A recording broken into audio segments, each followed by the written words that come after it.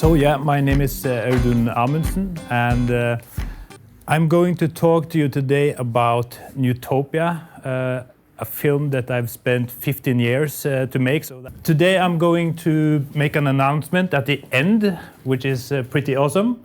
And the film is about this guy. This is the main character of Newtopia. And he is a shaman living deep in the jungle of Indonesia on the west coast of Sumatra. And today I'm going to talk a little bit about how the film came to be, because that's something that is not in the film, and it's a pretty interesting story as well, I think. And I will show you some exclusive scenes from the documentary. People often ask me, how did all this start, and why did I follow him for such a long time? And actually it was an incident or an accident that happened that made it so that I met Aman Paksa. I was going to India for 3 months, so I had a tour return ticket. That was back in 2004, and when I came to India, I was there for a month, and then the monsoon was coming, and I figured, oh, it's going to get so wet, so I take a plane up to Nepal, to Kathmandu, and there I was, I was a naive and young backpacker, and I was like, oh wow, I can go up to Everest Base Camp from here. Okay, do that, and then I ended up roaming around in Himalayas for a couple of months. And I lost track of time, and I lost my plane for going from Mumbai. And then I just figured out it's been too cold, and it's been too much altitude. So I figured I have to go to Indonesia and Southeast Asia just to warm up a little bit. And I wanted to go off the beaten track and go as far away from my own culture as possible, and that's what I did, and I ended up in this place, and I will show you some footage from a really cheap digital camera back in 2004.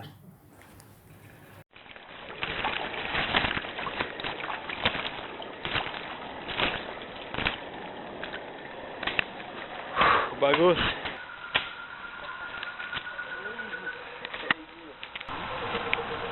Paigo. Paigo di sini. Banyak paigo di sini. Ada.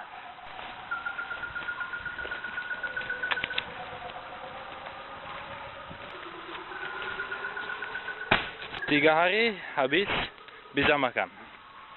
Atau 3 atau 2.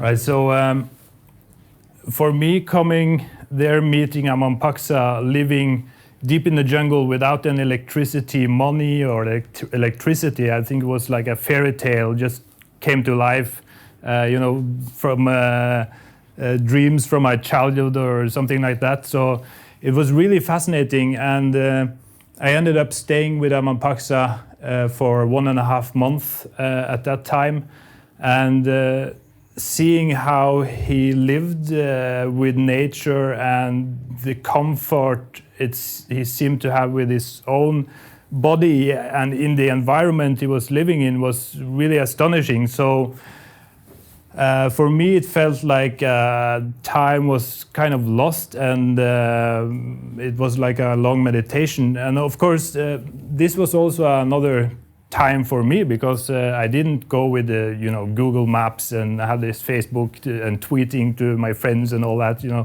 and on this island it was no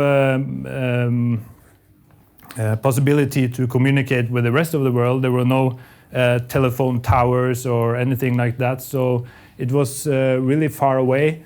This is a picture taken with a Hasselblad camera, so it's a totally mechanical camera, and you can take photos and you don't need electricity, so it's a really good camera to use in there. So I met this guy first time in 2004, and at that time when I came to Indonesia, I got to hear that the traditional people was living in the jungle, and I was like, wow, that's really interesting. I want to see that. And I went to this island trying to convince someone to take me upriver until the river was dry, and then this guy comes walking towards me, and it was a pretty exciting moment. But luckily he was smiling, and we couldn't really communicate that much, but we became friends.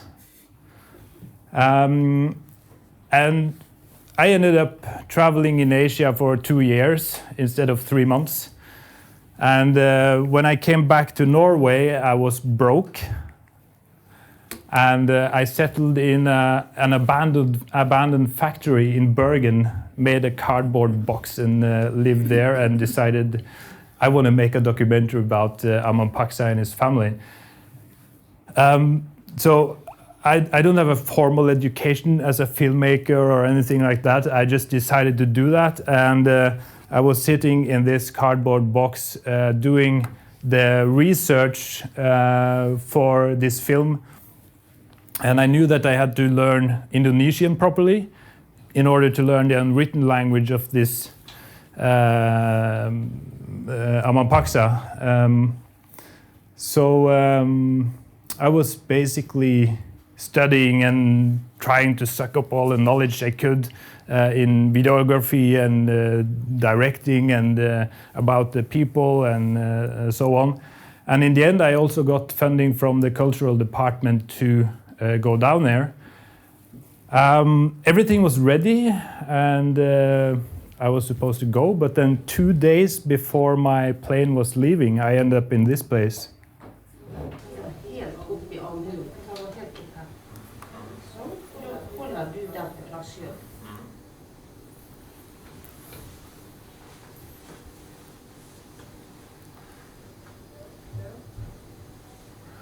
Right, so I woke up in the morning. I was totally paralyzed, my whole right side. I had a stroke, and I couldn't speak properly, couldn't eat properly, I couldn't walk, and I was going to make a film, and I wrote to the cultural department, this bureaucracy thing. I wrote them and I said, I'm going to get well, and I'm going down there in half a year.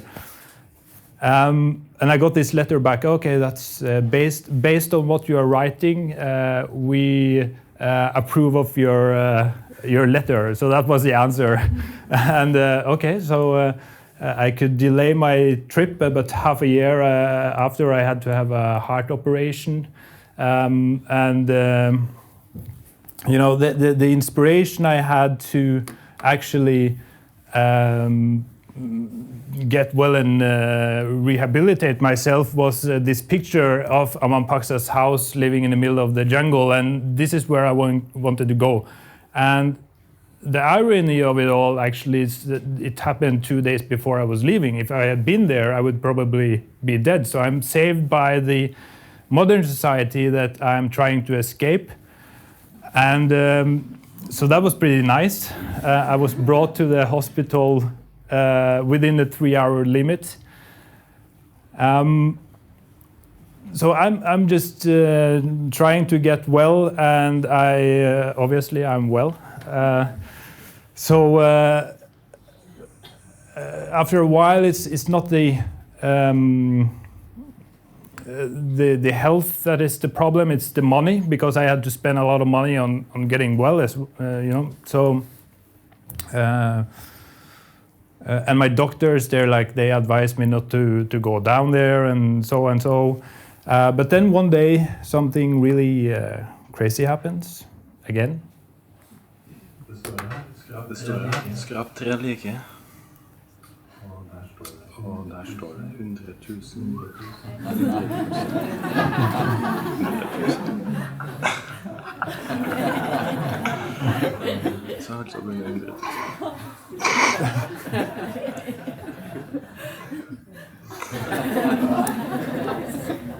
So I got all my money back that I had to spend on this detour of health problem, and I just ordered this one-way ticket down to Indonesia. Against my doctor's advice, of course, but then, yeah.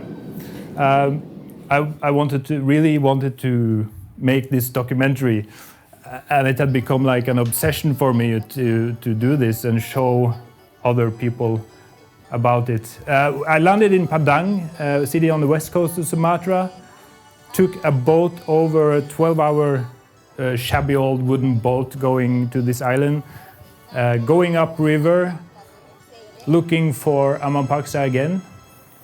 And now we're in about the end of 2008. So after a week, I finally find Aman Paksa again. He's still there, and he's well. He has a new son, and he also has a watch,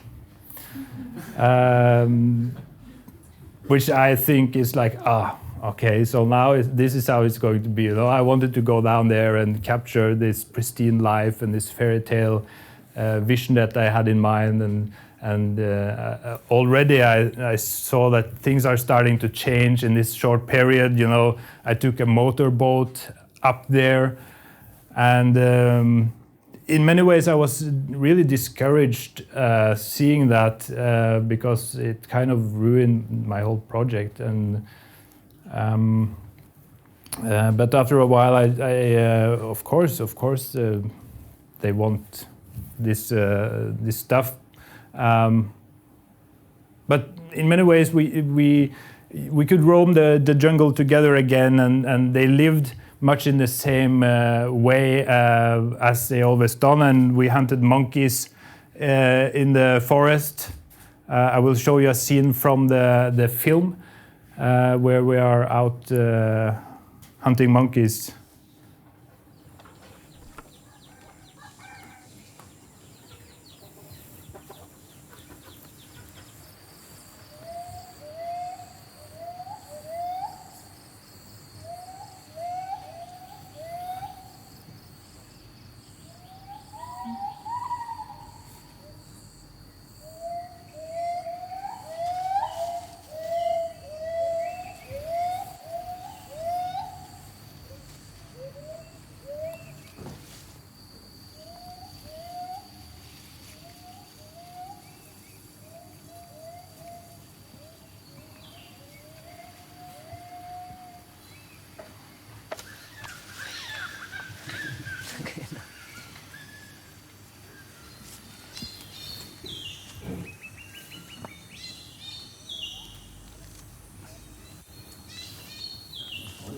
Follow me. Dekaran. Jauh.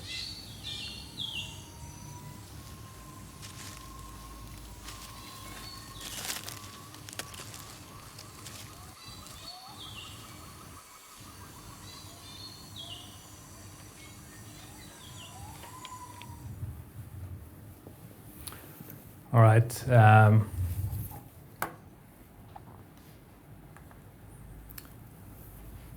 So it was really amazing coming back and spending this time with Aman Paksa in the jungle, and I got this same feeling as before. The time just got lost. I lost track of time, and as you saw, I had a long beard there. I stayed for almost 3 years there with Aman Paksa. So the project just grew, and I got entwined into a situation that I had never dreamt of. And the film also became another film that I was supposed to make, because I was supposed to come there and spend a year and film how they were living. But then I saw things were changing, and I came down there still having this fairy tale idea kind of intact, and then spending so much time there, I realized that I was a bit disillusioned, and that's the reason why I think people should travel longer than 1 or 2 months or even weeks, because you get another impression, and also when you learn the language, you have a totally different way of realizing how people think and why they do things the way they do. And I start to also to realize that the life in the jungle is really, really hard. I never felt my body deteriorate as quickly as in the jungle. This is Aman Paksa and his wife, by the way, working as they do. They are always together working and cutting a sago palm tree for food to themselves, and they have semi-wild pigs running around under their house. But like I said, yeah, it's a really, really hard life, as you can see. Okay, we can look at something a little bit more pleasant.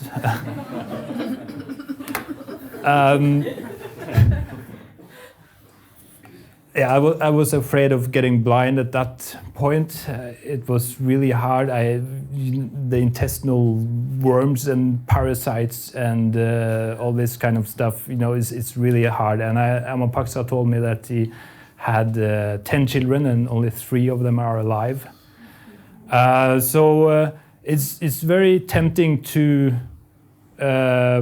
romanticize about traditional societies, I think, but then the reality is something which I found very different, and they have some qualities that we kind of have lost, which are really, really nice. They're not suffering from, loneliness, and like when I told him that we have suicidal people, it was like, what?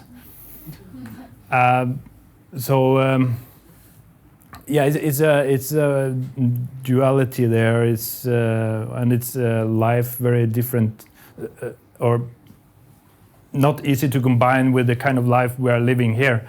And Aman Paksa, he comes down to this village in Muara Siberut by the river's mouth.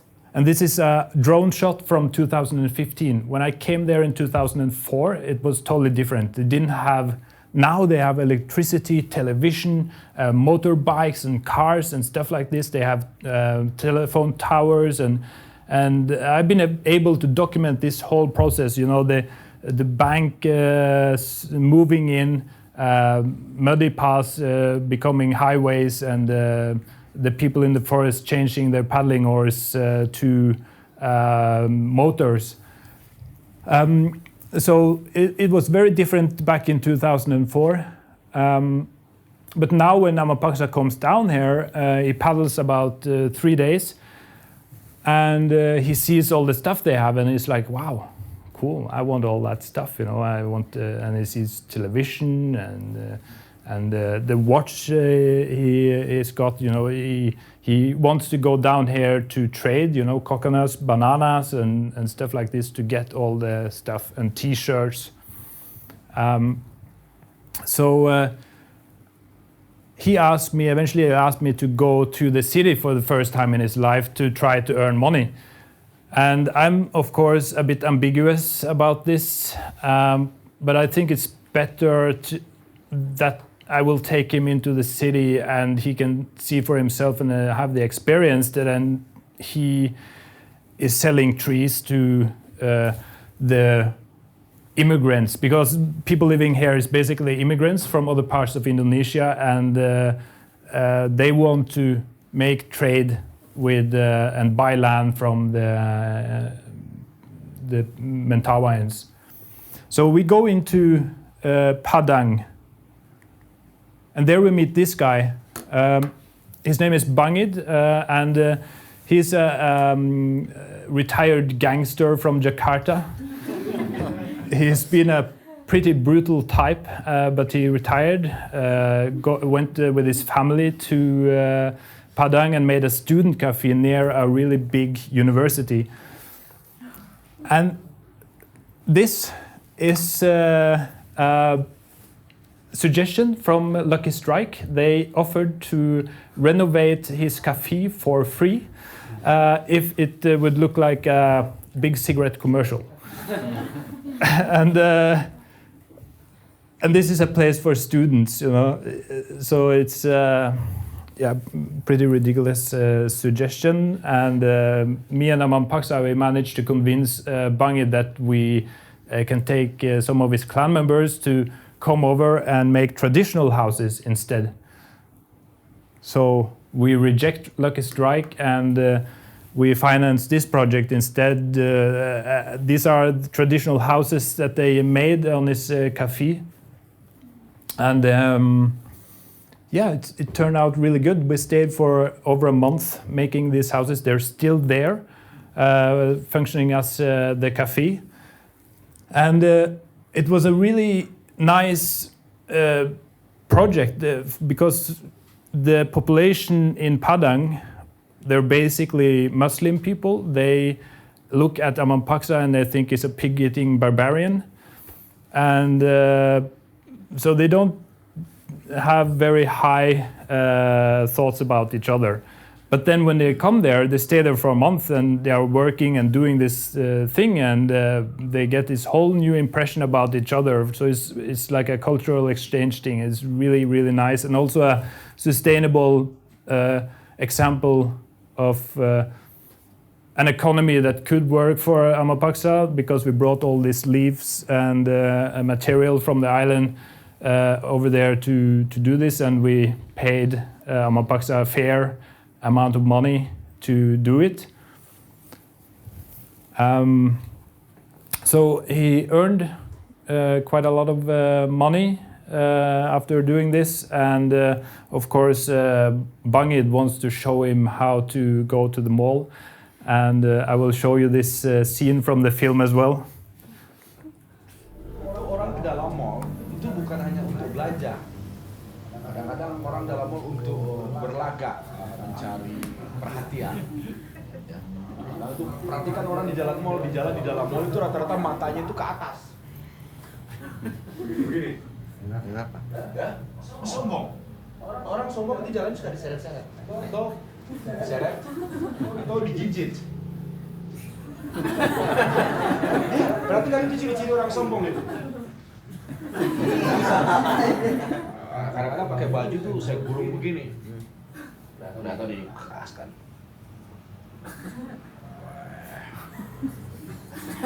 Coba.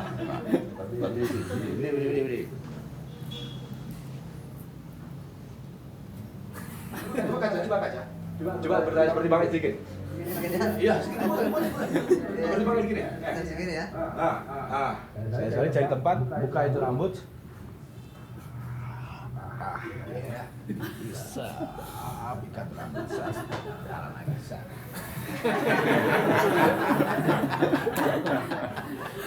Aduh, awas sih. Bener kan Bang diajarkan itu kan? Percaya diri kan? I really love those guys. It's Aman Paksa, he goes to the mall and he gets his motor, and he's really happy about it. Now we can go down to this village in one day with his motor instead of paddling in the hot sun for 3 days.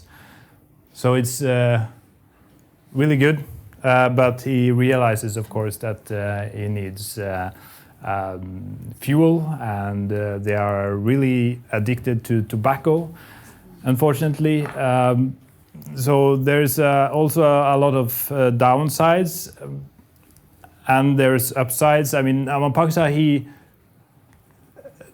also purchases a chainsaw.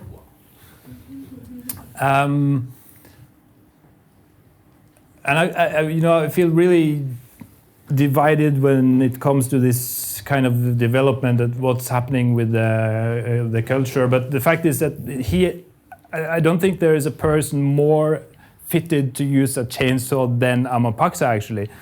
And what he uses it for is easier for him to make traditional houses far in the jungle when he has a chainsaw, because it takes much less time and much less effort. And what the government are trying to do is move them from the jungle and into social villages. So they are making houses there for them to kind of mix into a economy based on money. And they are, or at least have been, doing the same stuff that we did with our Sami people. So it's strange to see how this history is repeating. Wherever you are, it's like we are having the same reactions to things, just different time and space, which basically, you know, I think we are the same wherever we are. So it's ridiculous with the racism and all that kind of stuff, because we are having the same reactions and the same wishes in a way. But Aman Paksa, of course, he comes into this predicament. I'm a bit short of time, I think. But he comes into this predicament because he have to choose. You know, are he going to continue his traditional life, or will he try to adapt to an economy based on money? And it's really difficult because it's impossible, or it seems impossible, to combine these two lifestyles. So to finish, I want to show a conversation from the film that we are having, where he talk a little bit about this.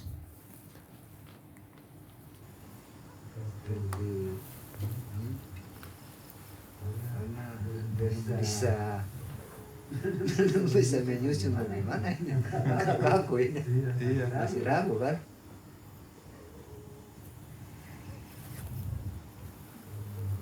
Kalau orang Minang, orang Jawa ini lalu dia, tapi untuk dia. Jadi kalau sama mentawai, semua saya lihat, saya berpikir. Asli saya mimpikan adat saya, situasi saya di sini, kondisi saya Sudah ada lagu sendiri. lain lagu sendiri. Ini lagu apa itu? Lagu yang hanya lihat saja. Sudah lengkap. Terus itu Kenapa harus diganti? juga ya. Ini apa? Dari TV saja. Bisa ikut. Tapi tidak bisa.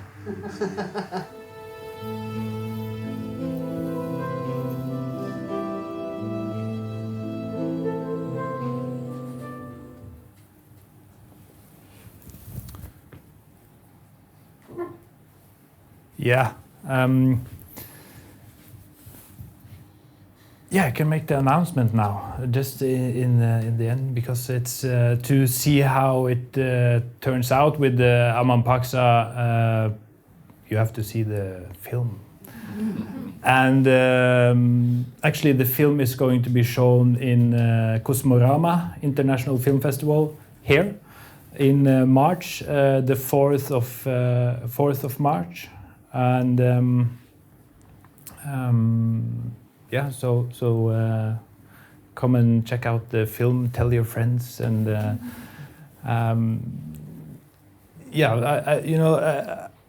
I become, in the editing process of the film, I become fond of the film again myself, because for me this is a friendship with Aman Paksa.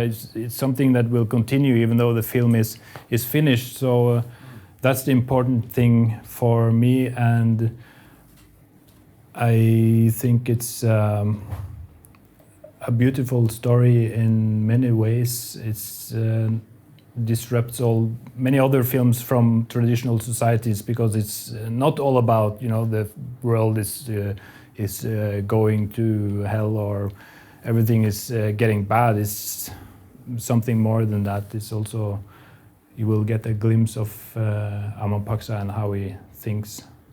Yep.